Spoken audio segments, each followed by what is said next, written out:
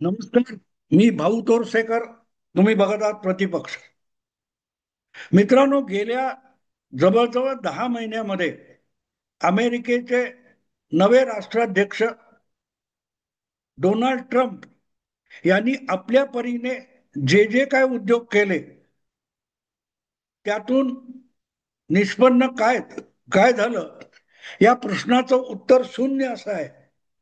कारण make America great again अशी घोषणा घेऊन 2024च्या राष्ट्राध्यक्ष पदाच्या निवडणुकीला डोनाल्ड ट्रम्प उतरलेले होते आणि त्यांच्याकडून लोकांच्या खूप अपेक्षा होत्या. प्रामुख्याने अमेरिकेच्या नागरिकांच्या अपेक्षा होत्या. तशाच त्या बाहेरच्याही पण अमेरिकेच्या व्यवहाराशी संबंधित असलेल्या लोकांच्या सुद्धा अपेक्षा होत्या.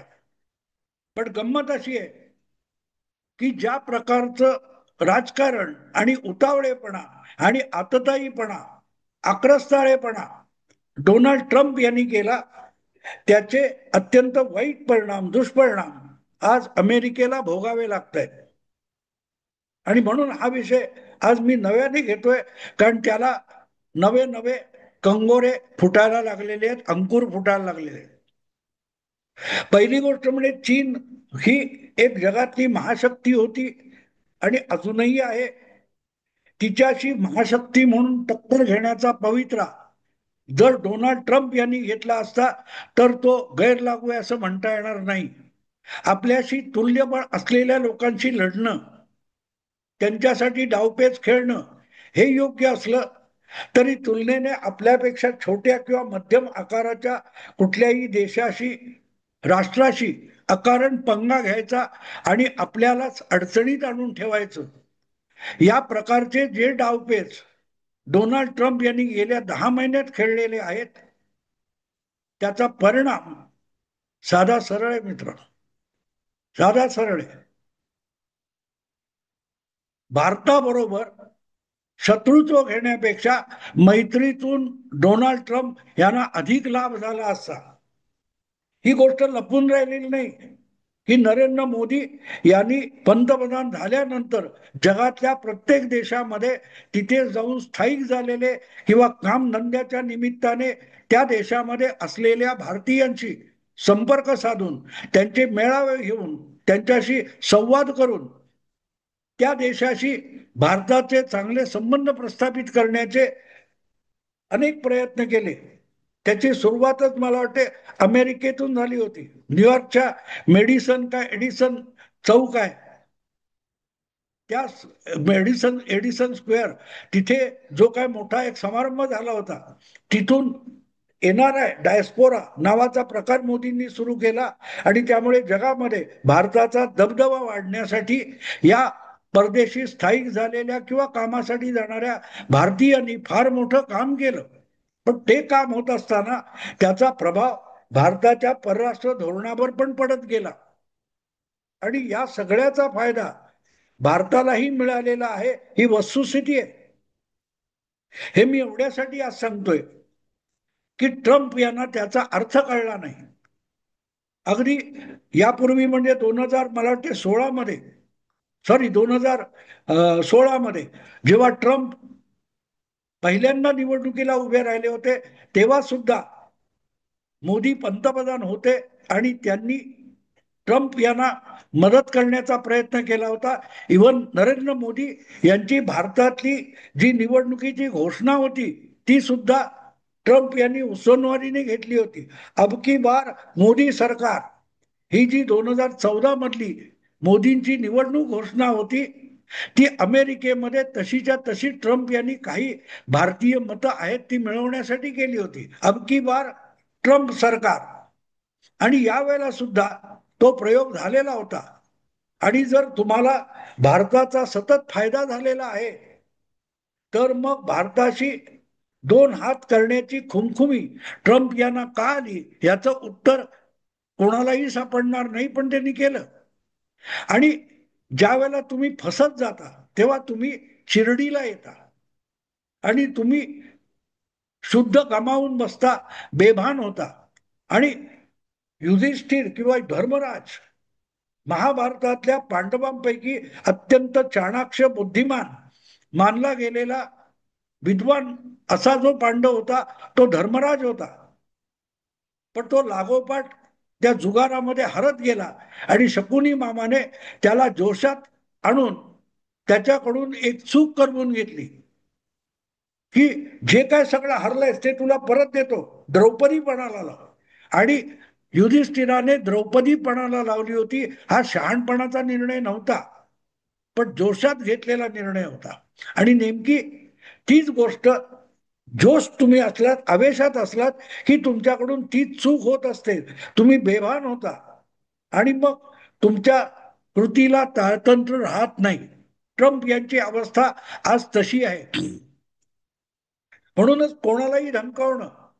निवडून आल्या आल्या त्यांनी अशी गर्जना केली की कॅनडाला आता मी धडा शिकवतो. कॅनडाला भारताचं अमेरिकेचं काय 52व किंवा 53व राज्य करून टाकतो. तिकडे जवळ असलेला, अमेरिकेपासून जवळ असलेला आईसलँड नावाचा एक देश आहे, काहीतरी काय ग्रीनलँड, त्याला पण निमूटपणे अमेरिकेत समाविष्ट करून घेतो. असल्या गर्जना करत करत पुढे त्यांनी चीनची पंगा घेतला. दिसेल त्या मोठ्याही देशाला धमकावण्यासाठी त्यांच्यावर आयात कर म्हणजे टॅरिफला देण्याचा खेळ केला.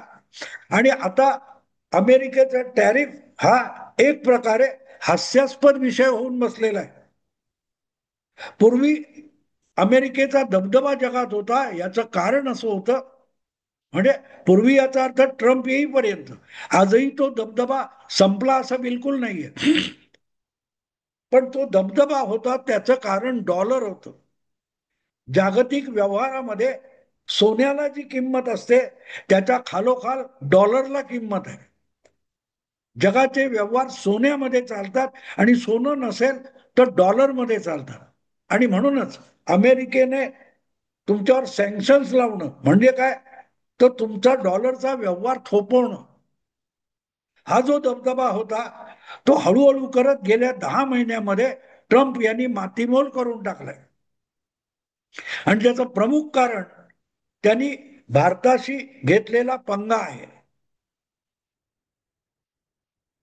रशियाला झेलेन्स्की बरोबर, म्हणजे काय ते युक्रेन बरोबरचं युद्ध थांबवण्यासाठी त्यांनी दमदाटी केली, रशियावर सँक्शन्स लावले. पण उपयोग काय झाला, अजूनही ते युद्ध थांबलेलं नाही. हमास इस्रायल युद्ध थांबवतो मी, किंवा भारत पाकिस्तान ऑपरेशन सिंदूर थांबवतो, या वल्गना करता करता डोनाल्ड ट्रम्प इतके बारगळत गेले आणि भरकटत गेले की त्यांनी या सगळ्या उटपटांग गोष्टीचे परिणाम हे अमेरिकेच्या डॉलरची किंमत घटवण्यासाठी होईल याचा विचार सुद्धा केला नाही. आणि परिणामी ज्यांना ज्यांना दमदाटी करत गेले, त्यामध्ये चीन असेल, भारत असेल, रशिया असेल, सौदी अरेबिया असेल, इराण असेल, अशा अनेक देशांनी एकमेकांशी डॉलरच्या पलीकडे जाऊन व्यापार आणि व्यवहार करायला सुरुवात केली. परिणाम डॉलरला जाणवायला लागला, डॉलरला जाणवायला. आणि एवढं सगळं झाल्यानंतर सुद्धा माणूस शुद्धीवर येत नाही. आणि ज्या अफगाणिस्तानातून तब्बल 18-20 वर्षानंतर आपल्याला शेपूट घालून काढता पाय घ्यावा लागला, त्या अफगाणिस्तानला धमकावण्यापर्यंत त्यांची मजल गेली.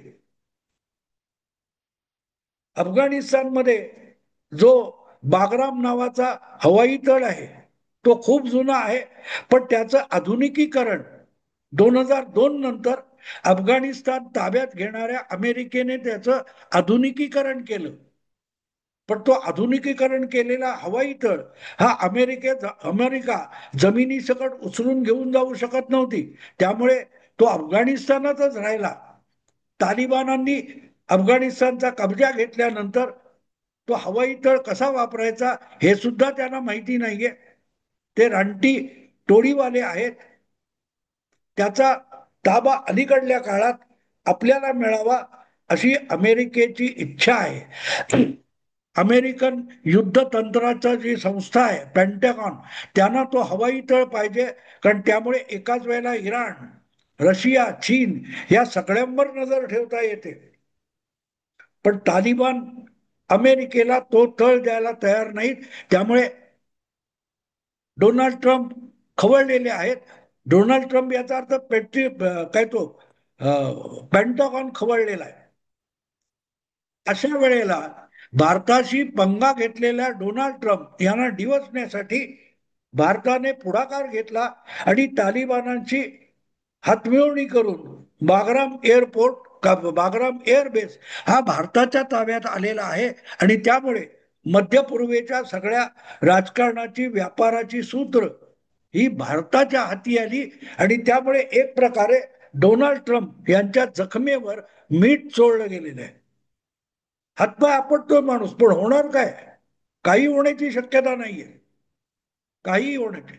कारण ऑपरेशन सिंदूर मधून भारताने आपली ताकद जगाला दाखवलेली आहे.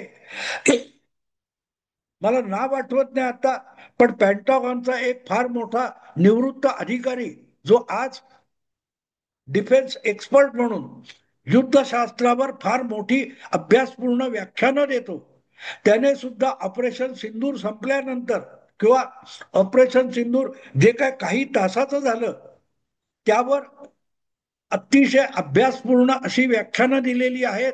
आणि त्याने जगाला सांगितले, जगातल्या महाशक्तींना किंवा ज्यांच्याकडे सामर्थ्यशाली सेना दल आहेत अशा देशांना या पेंटागॉनच्या माजी अधिकाऱ्याने साफ साफ सांगितलेलं आहे की ऑपरेशन सिंदूर पासून युद्धशास्त्राची व्याख्या बदललेली आहे. कमीत कमी वेळात कमीत कमी साधनं आणि कमीत कमी सैनिकांचा वापर करून युद्ध कसं लढावं आणि कसं फत्ते करावं, कमीत कमी माणसं मारून सुद्धा युद्ध जिंकता येतं, हा ऑपरेशन सिंदूर मधून सिद्ध झालेला नवा सिद्धांत आहे. इथपर्यंत जेव्हा अमेरिकन युद्धशास्त्रज्ञ म्हणतो तेव्हा निदान डोनाल्ड ट्रम्प यांनी त्याचं ऐकलं पाहिजे होतं. आणि जे काय झालं असेल 4 महिन्यापूर्वी 3 महिन्यापूर्वी विसरा. भारताशी जुळतं घ्यायला सुरुवात करायला पाहिजे होती. पण माणूस अहंकाराच्या आहारी गेला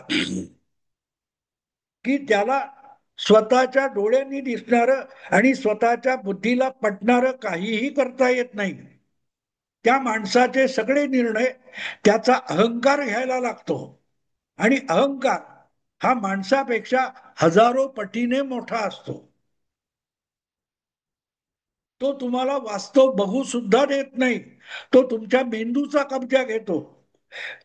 उद्धव ठाकरे यांनी महाराष्ट्राच्या राजकारणात आपल्या महत्वाकांक्षेपोटी ज्या चुका केल्यात त्यातून ते अजूनही बाहेर पडू शकत नाहीत. हे त्याचं एक छोटं उदाहरण आहे. त्याला 100 किंवा 1000 पटीने गुणाकार करा, मग तुम्हाला ट्रम्प कुठे फसत चाललाय कळेल. आणि मग कुठल्या नादामध्ये भारताला बागराम हवाई तळाचा कब्जा मिळाला तेव्हा विचलित झालेल्या ट्रम्प यांनी थेट बागरामवर अमेरिकन हवाई दलाची विमानं आणि लष्कराच्या तुकड्या पाठवण्यापर्यंत जो आगाऊपणा केला त्याची आज त्यांना मोठी किंमत मोजावी लागते.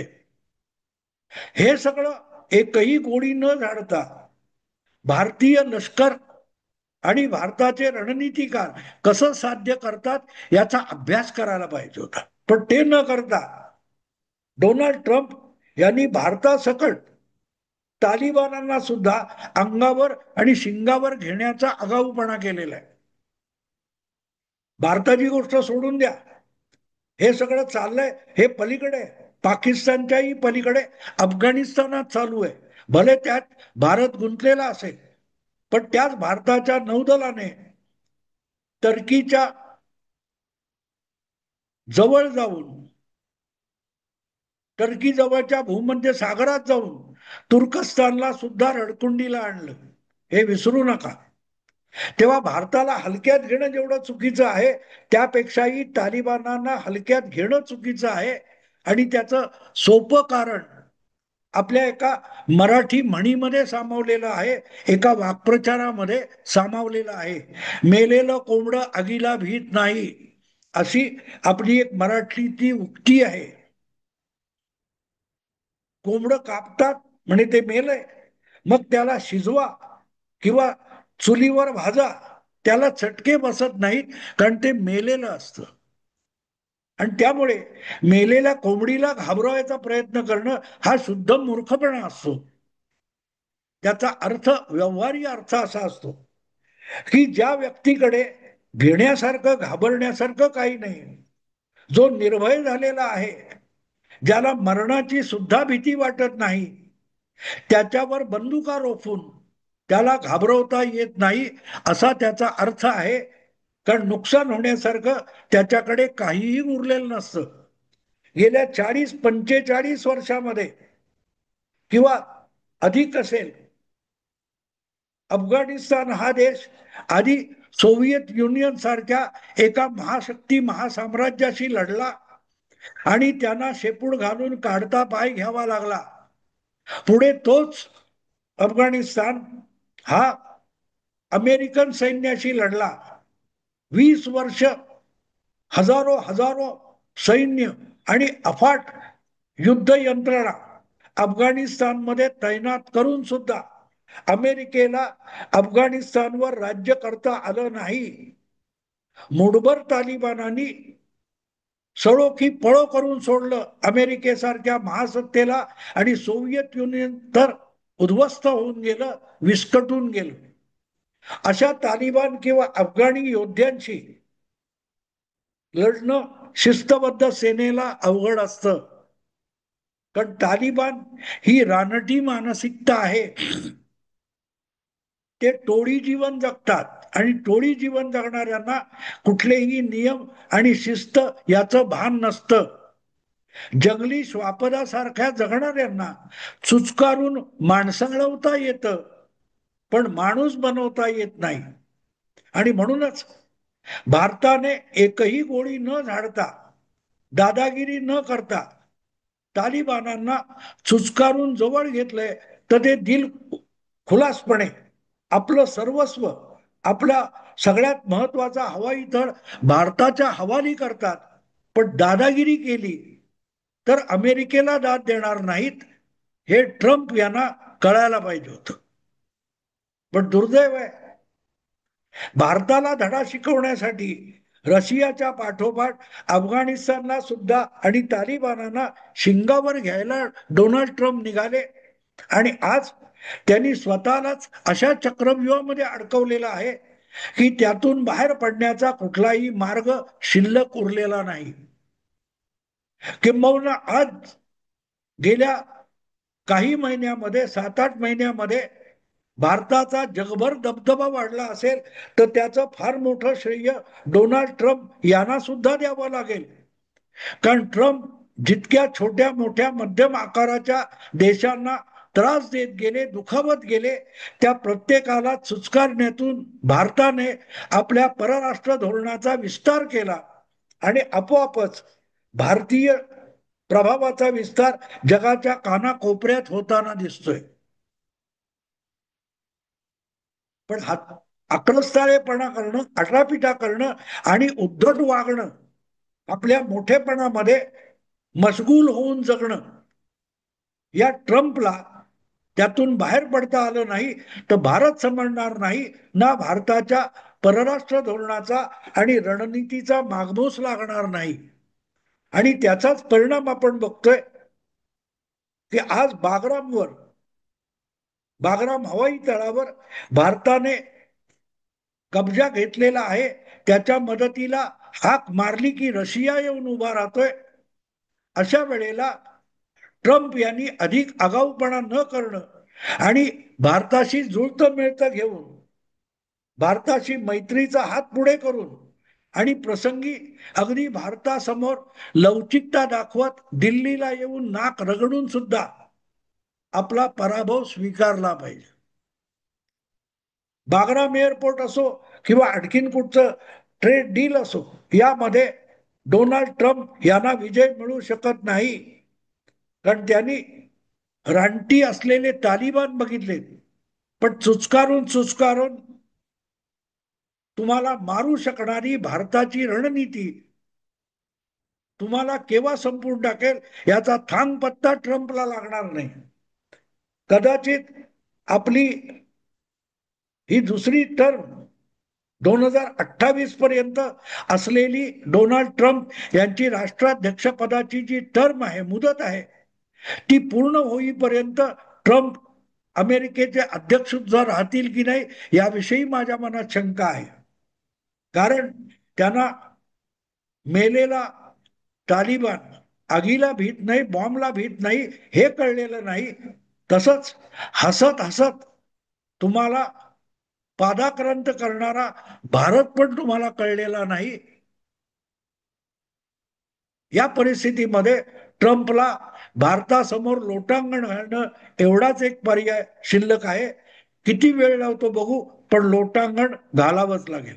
मित्रांनो, आता थांबतो. आवडलं लाईक करा, शेअर करा आणि प्रतिपक्षाला सबस्क्राईब करा. नमस्कार.